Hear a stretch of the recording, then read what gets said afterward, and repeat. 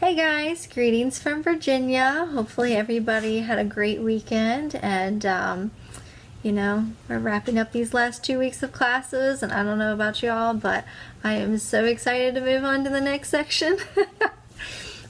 So just a little background. Things are going great at my new job at Eastern Mennonite University. For anybody that's been in my sections and been able to read up on kind of my life and what's been going on and the craziness.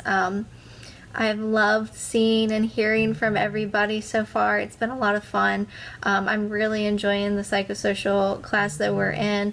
It's something that I'm really passionate about, as my next degree that I want to get is actually in sports psychology. And so something I'm really passionate about, and I've agreed with a lot of things that people have been saying, and just reading through the book and just picking up on one thing that's just really been repetitive is basically just communication, and how much, a big part as an athletic trainer we serve in our athletes and our coaches' lives. And so I thought it'd be really cool to hear firsthand from one of my coaches as well as one of my athletes that has had a really, really crazy season. Definitely our women's soccer team has been hit hard with some unfortunate series of events and injuries, and so maybe it's the research methods coming out in me that I chose the coach from the same team as the athlete that I interviewed as well. So maybe that's mixing in there, but hopefully I found what they had to say really interesting, and hopefully you too will be able to gain something out of it, maybe just a little nugget that you hadn't gotten before. So I'm going to go ahead and let them take over. All right, so here I have with me Eastern Mennonite University's head women's soccer coach, Coach Ted Erickson. So, Ted, if you wouldn't mind just giving us just a little bit of background about yourself as far as your experience as being a coach, like how long you've been a coach and kind of where you've been a coach, I would appreciate that. Okay. I've been coaching since 2005 when I graduated from college. I've coached at several different levels. I've worked youth camps, so ages 5 all the way up to 18. I have coached JV high school, Turner Ashby High School. I've coached varsity soccer at Harrisburg High School for 9, 10 years, and during that time I've been a college assistant at Bridgewater College for 1 year, Eastern Mennonite University for their men's program and for their women's program, and now 4 years here at EMU. Awesome. Now, Coach, in your time of being a coach, how often have you experienced injuries on your team? I would say probably every season. Injuries have ranged from mild to severe, whether that's a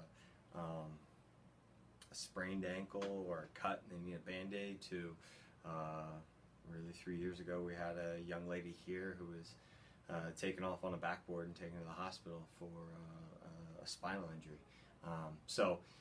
Across the board, we've seen a lot of different things, and I know every season, every year is going to be something new I probably haven't seen before. Okay, and then as a coach, what do you see as your role in socially supporting your athletes? And is there a difference between an injury that might pull an athlete for a week or two versus an athlete who has just experienced a season or even a career-ending injury?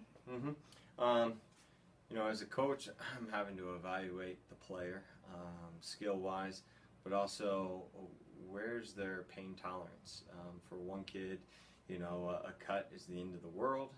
For the next kid, it's no big deal. They're going to rub some dirt on it and they're going to keep playing. So we evaluate that, and then as those injuries come, I've found the past couple of years I'm fighting this mindset that the athletic training staff is a fearful spot. They're going to keep me away from playing, whereas I see at the other end of the spectrum, they're going to get you ready on game day so that you can perform and really help your team on the days that it counts. So if you miss practice, it's not a big deal. So we want to encourage them to get in, listen to what the training staff has to say, be honest with the training staff so that they can evaluate them in an accurate way, and hopefully get them healed and ready to go better. The challenge is when it becomes season ending, that mental fight that they have of feeling a loss with their role within the team. How do they fit into the team? How do they overcome the struggle of an injury? You know, if it's an ACL tear, now just trying to form a quad muscle again when that was second nature to them. So helping them through those phases, the highs and the lows emotionally that they're going to go through, trying to continue to give them a role within the team, making them feel part of the group. Those are some of the challenges that we have as coaches, and the training staff who deal with it season in, season out, throughout the year, have experience to help them work through that if they're willing to open up and share with them. That's awesome. So how important do you feel keeping an athlete who has experienced a season-ending injury? How important do you feel it is to keep them involved with the team or like the teammates? It needs to be case by case for them.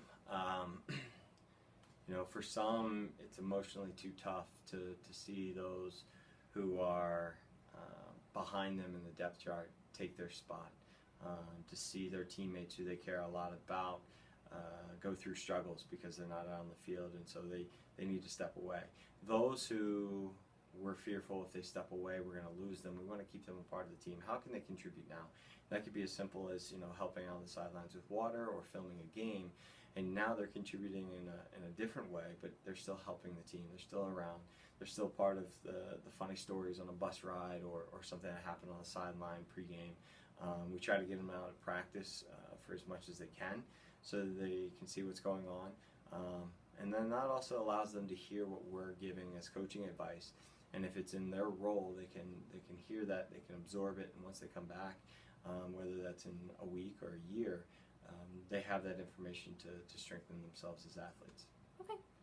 And what would you say is the overall culture of your team when, in your years of coaching, they've seen a fellow teammate be injured? Do you see a lot of positivity or a lot of negativity? I'm sure it probably varies slightly by each team that you have, but what would you say overall, just viewing your athletes' response to fellow teammates' injuries? It's very similar to like a roller coaster. It's that first drop of, oh my goodness, what are we going to do without, you know, so and so. But then there's the excitement of that person who steps in. Can they be the one who continues to carry us? If we coaches haven't done a strong enough job of preparing that person who's behind them to step in and lead right away, then it can create this sense of, oh my goodness, like I can't believe so and so is here. We're gonna struggle. We're not gonna have any faith in them, and so you know, if we can get them to believe in what we're doing, if we can get the person, you know, patient enough to say when that injury occurs, you've got to be able to step in right away. We don't see much change within the athletes, but it can be case by case, and for the most part, you know, I think most athletes are understanding that injuries occur. They're seeing it more and more, especially with their younger teams, and so it's sort of second nature. Now they're expecting that next person to step in and play, and it may mean that they have to carry a little bit more of the responsibility sometimes. So there's not too much of a change or difference with them. And then my final question would be, especially here at EMU, but also in other places that you've been, how would you say that as a coach perspective, looking in on an athletic training room, or with the medical coverage staff that includes like Dr. Ben, what would you say is the social importance of their interactive social support with your injured athletes? Yeah, I think it's helpful. Thinking back as we've progressed as a university, the message is going to be consistent from team to team, from season to season, because the same staff is seeing this. They're not going back and seeing their primary care physician who doesn't have the full picture of what's going on. So all these hands working together gives them a better recovery rate. It gives them a better overall experience. And as a coaching staff, I know that, you know, what's going to be expected of my athletes in the spring is going to be the same expectation in the fall, that their treatment is going to be the same, that we're not, getting a better treatment or a quicker treatment from season to season, team to team. So it's been a positive change, and I think the coaching staff overall have seen that change. It's supported what we've been trying to do, and it's helped our programs continue to progress and move up the ranks within our conference. Awesome. Well, thank you so much, Coach Erickson, and good luck with the rest of your season. Thank you. All right, and this right here is one of my very own Eastern Mennonite University collegiate women's soccer player, Miss Haley. Thank you so much for agreeing to do the interview and just discussing with us a little bit about your injury history. Why don't you go ahead and just tell us a little background about you as an athlete and kind of how many years and what sports that you've done. So I started playing soccer when I was probably 3 because my older sister played, and I really wanted to be like her when I was little, so I kind of just followed in her footsteps. And then I played everything from t-ball to softball to gymnastics, basketball, all that, but soccer's the only one that I really kind of stuck with. Which is awesome. Great. Good job for you. In your time of being an athlete, have you ever been injured? And if so, like what kind of injuries have you experienced? I've been injured quite a bit throughout all of my sporting events that I've done, and I've had everything from probably a sprained ankle to broken wrists, broken fingers, broken toes, but recently I've been, diagnosed with stress fractures in both of my shins, 2 in my right and 1 in my left. Okay, and during your time with the most recent injury with your shin fractures, what kind of social support, if any, have you received? Social support being support coming from your coaches, from your teammates, from your medical staff like the athletic trainers here, Dr. Ben, even including like your family and your friends. I feel like everybody, just in general, kind of surrounded me with a bunch of positivity. When I first found out about my shins, I had one of my good teammates, Ani, right beside me, and I went into the room by myself, of course, to talk about what happened, but she was there the whole time and stayed the whole probably 20 minutes that I was talking to the training staff about what was going on.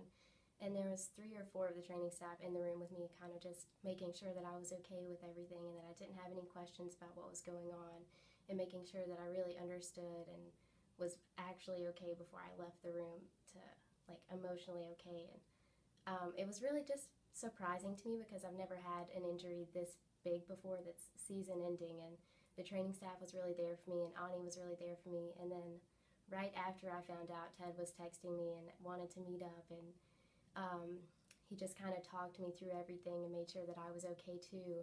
And then as soon as I got back to my room from talking to everybody else, I called my dad, and I would start crying at that point. So I was just like, Dad, I don't know if I can do this. And he was like, you have so many people. And then I just thought back to what had just happened and everybody that had consoled me, and he was there for me. So I just really felt like, as a whole, the training staff, my friends, my family, my coaches were really there for me. That's really awesome. I'm sure, so in the other injuries that you've had in the past then, would you say that you've experienced a time when you haven't had that much of a social support system surrounding you? Yeah, definitely.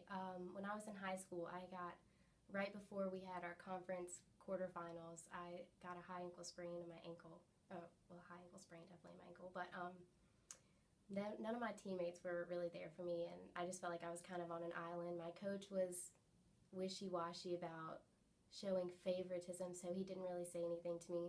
And I really only had my parents, because the doctors, when you go to the hospital, they're not really that personal with you. Mm-hmm. So I was just kind of there with my parents, trying to get through this big injury and knowing that it was going to be the end of my season, and I couldn't finish those last couple games. It was really hard not to have anybody there with me except for my parents. Gotcha. And so through this time of your most recent injury then with your 2 or 3 stress fractures, definitely you would say that you've had a pretty positive overall experience so far just with the social support that you have received at this time. Definitely. Yeah. Awesome, good.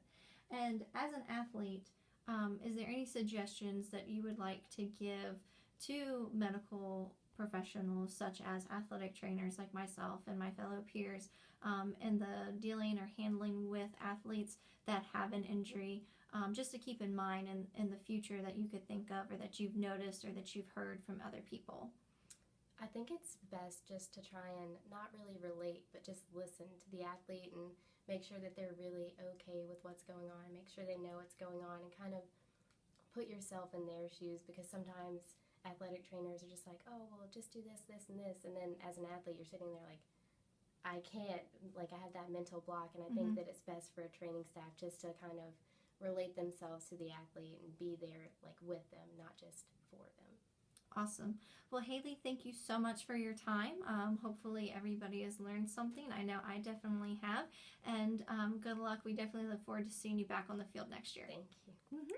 Okay, so hopefully you all were able to learn something interesting from either my women's soccer coach or my women's soccer player. I'm sorry that the video is so terribly long, but I thought that everything that they had to say and answer my question was really important. And let's be honest, I am not tech savvy on knowing how to cut and clip and paste video footage. But anyway, so hopefully you all were able to get something out of it. I definitely did. Communication is key. Definitely be there for your athletes. Be a team with not only the players but also the coaches and your medical staff of the team physician and the other teammates as well. So hopefully everybody's doing well, and hopefully you learned something, and we're almost there, guys. So thank you, and until next time.